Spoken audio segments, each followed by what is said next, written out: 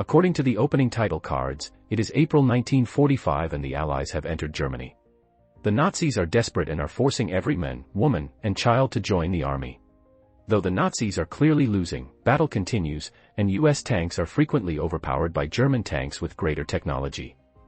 A lone Nazi soldier rides his horse through a battlefield. He rides through the dead bodies, blowing up tanks and trucks.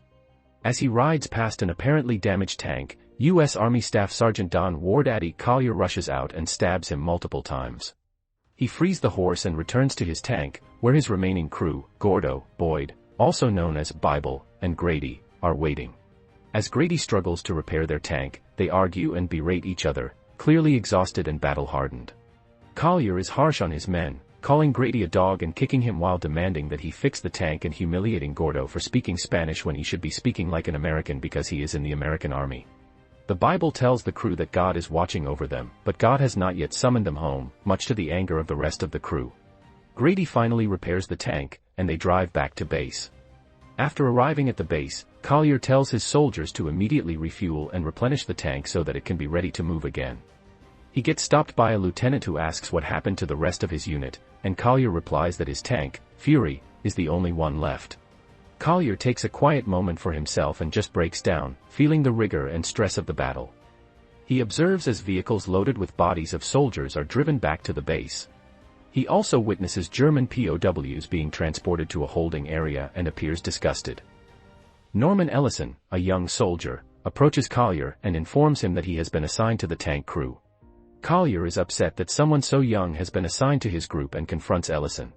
Ellison informs him he has been in the army for 8 weeks and has no tank training because he was trained as a typing clerk. Ellison meets the rest of the team, who are also dismissive of him.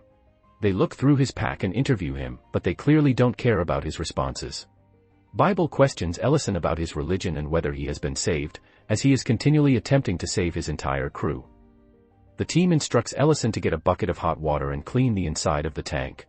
When Ellison gets inside, he observes that the previous gunner was killed inside when the tank was damaged. He cleans up the horrible remains, including a blown-off portion of the gunner's face, and exiting the tank to vomit when it gets too much for him. Collier becomes outraged as he observes an SS officer being marched through the US base while being taken to the commander for questioning. Collier tries to beat him, but his team stops him. Collier meets with 3 other tank commanders, who are clearly a close bunch. The lieutenant informs them that their new instructions are to head out to meet Baker Company and then take over a small town, with him leading the convoy in his own tank. Fury's crew throws Ellison into the tank and orders him to fire any Nazis he sees. Gordo, the driver, instructs Ellison to shoot in short bursts to maximize the number of deaths. The team talks crudely about how much they like killing Nazis, having sex with German ladies, and what to do with Hitler. The team has definitely been together for a long time, and despite the occasional fight, they are very close to one another. As the convoy advances, the troops notice the dead of individuals, including children, strung up with signs around their necks. Collier, who speaks German, explains the signs stating that they were cowards for refusing to fight for the Nazis. The convoy passes through a dense forest, and Collier warns them to shoot at whatever they see because Nazis could be hidden and ready to attack the tanks. Ellison notices someone moving through the bushes, but hesitates when he realizes it's a youngster. Gordo calls it out at the last second, just as a missile is released at the lead tank, instantly setting it on fire. Everyone fires into the bushes, and the lieutenant in the lead tank, completely engulfed in flames and screaming in agony, shoots himself in the head to avoid being burned alive. Collier berates Ellison for failing to shoot and blames him for the lieutenant's death. They discover the bodies of 3 soldiers who were firing at the tanks, young children dressed in Nazi army clothes, in the woods. The group continues, led by Collier, and arrives at Baker Company. Collier meets Captain Wagoner, the man in control. Wagoner requests that Collier take the 4 remaining tanks and some of his troops to rescue men who are stuck in a field, fighting a Nazi troop armed with anti-tank weapons. After rescuing the guys, they will meet outside the town they intend to overtake and enter together. Collier recommends a different approach to the mission, and Wagoner responds that he knows his reputation and trusts his intuition. Collier heads the 4 tanks to the battlefield and mocks Ellison, telling him he must kill as many Nazis as possible. The tanks arrive at the field where U.S. Army forces have hunkered down. The tanks turn onto the field, nearing a tree line where the Nazis are stationed. As the tanks pass the troops lying in the field, soldiers follow the tanks' trail, taking cover behind it and joining the men as they near the tree line. The Nazis commence fire, and the tanks respond. Again, Ellison hesitates to shoot, and when he does, he misses spectacularly and takes far too long to reload his weapon. The rest of the team acts like a well-oiled machine, repeatedly loading and reloading the missiles. The Nazis launch anti-tank missiles, and the US tanks shoot back furiously to destroy them before they are destroyed. One of the tanks gets struck, and the crew is killed. The troops rush out from behind the tanks to join the fight, and the combat ends with all of the Nazis killed. However, the forces discover one Nazi soldier in the woods and transport him to the center of a circle of soldiers. They all laugh as they push him around and mock him. The soldier pleads for mercy, showing photos of his wife and children to Collier. Collier orders him to his knees and drags Ellison from the tank. He gives Ellison the gun and orders him to shoot the Nazi. Ellison resists, claiming he is unarmed and surrendering, and Collier punches him again, telling him he is endangering the soldiers by refusing to do his job, which is to murder Nazis. Collier tells him that the Nazi's mission is to kill him, and his job is to kill the Nazi, so he must choose between killing and being killed. Ellison tears and tells Collier to murder him because he cannot bear the fight. Collier locks Ellison in a chokehold and places the gun in his hand, putting his finger on the trigger and placing his own finger on top of Ellison's. He keeps attempting to persuade Ellison to do it himself, until Collier ultimately pulls the trigger over Ellison's hand. The other men gather around and cheer. Ellison is traumatized by what has occurred, and the Fury crew attempts to calm him down. They treat him politely, give him coffee, and tell him of their initial fears when they joined the crew. They tell him that Collier is a hard man, but they wouldn't fight with anyone else, and they've been working together as a crew since the start of the war, which is quite unique. Collier reappears and advises Ellison, more compassionately, that he should rest and eat. Back in the tank, Ellison angrily asks Collier if he is attempting to teach him to be a man. Collier informs him that he told his crew that he would bring them through the war alive and that their previous gunner was the best gunner in the entire army, and that they are now stuck with Ellison, who is risking them all. Collier informs him that he has been killing Germans in Africa and throughout Europe, and that they are now killing Germans in Germany, and that even though the war is coming to an end, there will be a lot more killing before it is over. They continue to the town, where they meet up with Wagner and the rest of the men. They move slowly through the town, anticipating German forces to attack them. Collier asks an older German guy walking around where the soldiers are hidden, only to see him shot in the head by a sniper, setting off the conflict. They locate pockets of Nazis hidden in various buildings and engage them with tank rockets and gunfire. After launching a missile through one structure, numerous Nazi soldiers run out, screaming in anguish as they are on fire. Several US soldiers simply watch them burn alive until Ellison eventually shoots them down. Gordo congratulates him on his first murder, but suggests that he should have let them burn to death. They walk across town till they reach a building where a German man carries a white flag. Collier calls the men, and the German man informs him that the soldiers inside are ready to surrender. Collier agrees to let them leave the building with their hands raised. More children in army uniforms run out of the building, followed by an adult in an officer's clothes. Collier asks the German man if the officer is the one who has been stringing up children on the road. The German man nods. Collier orders one of the guys to kill the officer on the spot. As the troops celebrate taking over the town, they steal jewelry, booze, and other stuff from it. They carouse in the streets, and Gordo drunkenly leads a German woman to the tank, while Grady stands by, waiting his turn. Collier asks Ellison how he feels now that he has killed his first Nazi, and Ellison tells him that he surprised himself by enjoying the experience. When they notice a woman peering through a curtain in a building, Collier takes Ellison along to investigate. Collier forces his way into the flat and asks the woman if she is hiding soldiers, and she hurriedly replies that he is not. He investigates the room before discovering a gorgeous young woman, the woman's niece, hidden under the bed. They are both trembling from terror. Collier instructs Ellison to shut the door and instructs the women to sit down. He talks to them calmly in German. He instructs the elderly woman, Irma, to bring him hot water. He gives the younger woman, Emma, 2 packets of cigarettes as a gift. He also offers her 6 eggs to prepare for their meal. Irma and Emma calm down as it appears that Collier and Ellison are not out to hurt them, and they prepare lunch for the guys. Ellison sits at their piano and shows his skill. Emma gets charmed by his music and sings along, while Collier washes and shaves in the hot water basin Irma has set up. Emma and Ellison notice Collier's back is covered with horrible wounds. Collier notices them gazing behind him and informs Ellison that Emma is a nice, clean girl and that he must take her into the bedroom or he will. Emma takes Ellison's hand and guides him inside the bedroom. Irma tries to stop them, but Collier tells her to leave them alone as they are young and alive. Ellison tries to start a conversation with Emma by reading her palm, as his grandmother instructed him to do, despite the fact that she does not speak English. He tells her that she, like him, has the uncommon Solomon's ring mark, which means that she is kind and helpful. Her love line predicts that she will have at least one great love in her lifetime. He gently kisses her and she pulls him into the bed. After leaving the bedroom, they see Collier seated at the table, reading a newspaper. Irma continues to make meals. Ellison and Emma settle down with coffee, and everyone seemed to be enjoying the quiet, civilized atmosphere. The rest of the Fury crew rushes in, evidently upset that they weren't included. Grady and Gordo are both quite drunk and start harassing Emma, who begins to cry. They tell Ellison to go have a turn with the German whore they left in the tank, while they take turns with Emma. Ellison tries to fight Grady, who throws beer on him and hits him. Irma goes to get some shot glasses and vodka to satisfy the men. They drink together, but Grady, Gordo, and Bible stay hostile.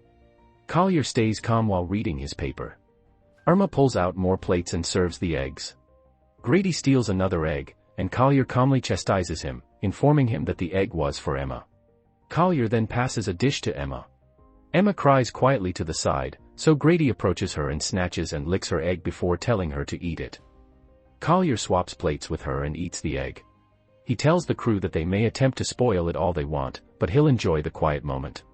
Gordo drunkenly informs Ellison that his team rolled into Normandy just after D-Day, and that there were dead Nazis for miles and miles, but the horses they rode in on remained alive. So the crew ran through the horses, killing them all. To kill a horse, he continues, you first pet it to gain its trust, and then shoot it through the spine. This story seemed to have had an enormous effect on all of the men.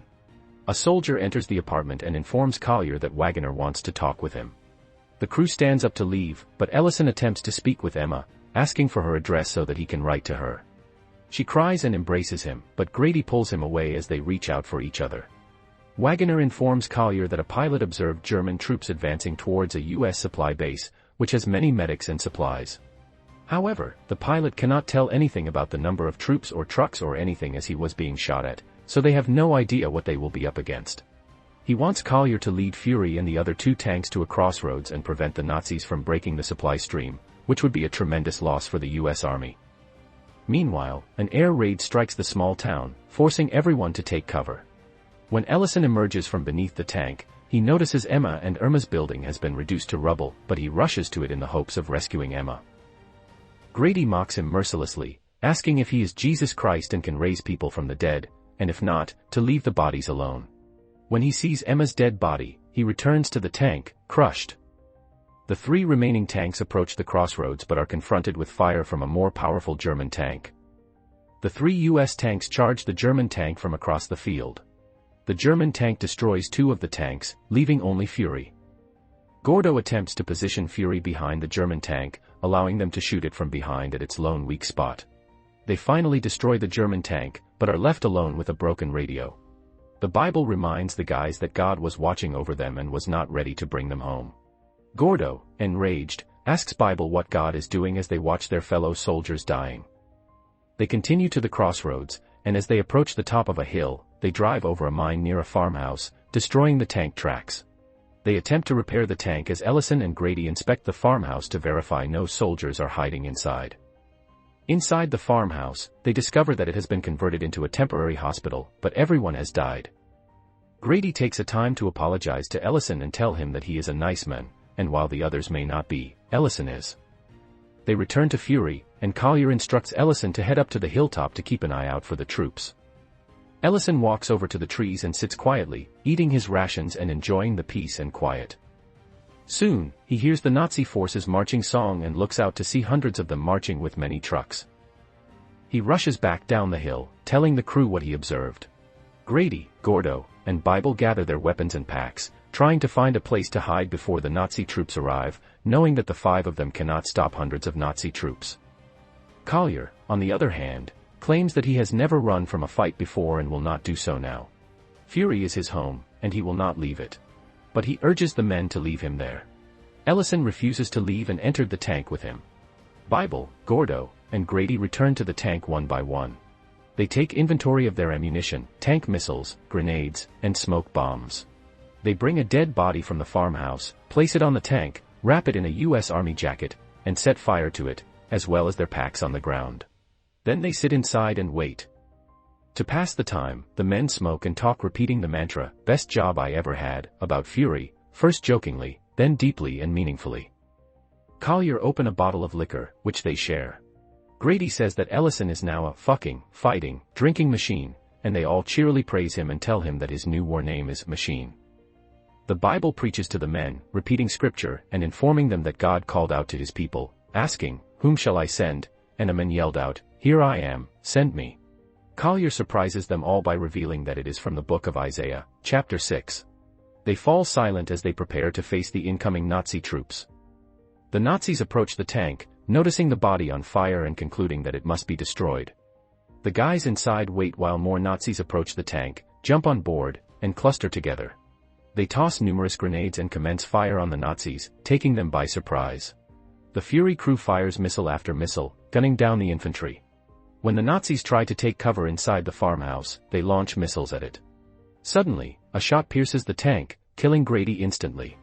Bible collapses into him, sobbing for his friend. Ellison runs out of ammo for the tank gun, so Collier and Bible decide to collect it outside the tank while Gordo and Ellison provide cover fire with their handheld guns. They open the tank cover, throw smoke grenades, and collect the ammunition from the outside. When Bible is tackled by another Nazi, he jumps to the ground in an attempt to take guns off a dead Nazi. They battle until Ellison appears and shoots the Nazis dead. Bible and Ellison rush back into the tank with the fresh ammunition, but before they can seal the hatch, a Nazi gets aboard and shoots Collier in the arm. Collier drags the Nazi inside the tank, then uses the Nazi's own knife to slit his throat. The Bible treats Collier's gunshot wound, and Collier quotes from it, "Do not love the world nor the things in the world. If someone loves the world, he lacks the Father's love. For all that is in the world, the lust of the flesh, the lust of the eyes, and the boastful pride of life, comes from the world, not from the Father." The Bible concludes with the following verse, "The world and its lusts are passing away, but the one who does God's will lives forever."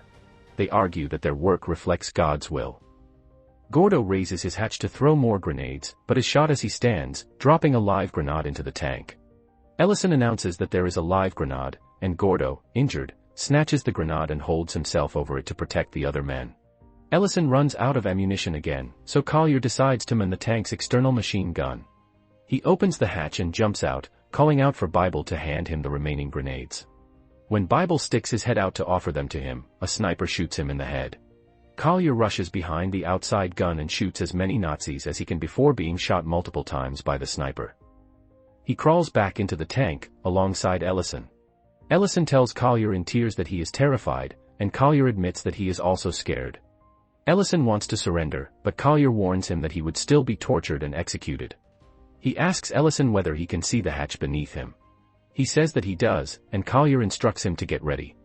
The Nazis are on top of Fury, then they open the hatch and drop an explosion inside.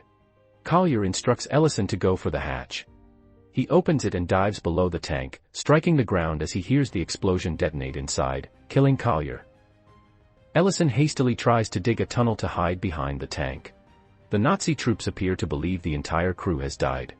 When one soldier crouches below with his torch and spots Ellison, Ellison raises his hands, his eyes filled with tears. The Nazi soldier does not say anything and goes away. Ellison awakens abruptly to hear someone approaching, climbs back into the tank, retrieves Collier's handgun, and waits for the hatch to be opened, prepared to shoot them. When the hatch is opened, he realizes it's U.S. Army troops and medics, who retrieve him from the tank, tell him he's a hero, put him in an escort vehicle, and send him away while the rest of the troops continue on.